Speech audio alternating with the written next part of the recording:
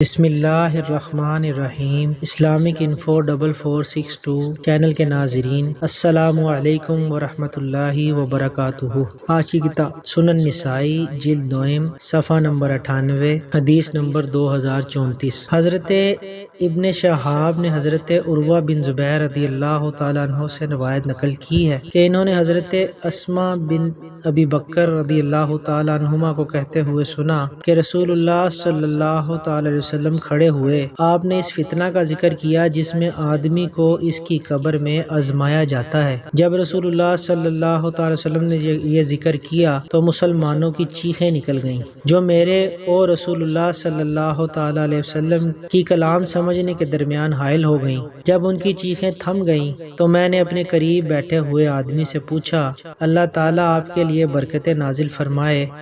رسول اللہ صلی اللہ تعالیٰ علیہ وسلم نے آخر میں کیا ارشاد فرمایا تھا؟ اس نے جواب دیا، رسول اللہ صلی اللہ تعالیٰ علیہ وآلہ وسلم نے فرمایا، میری طرف وحی کی گئی ہے کہ تمہیں قبروں میں ایسی آزمائش میں ڈالا جائے گا جو دجال کے فتنے کے قریب ہوگی۔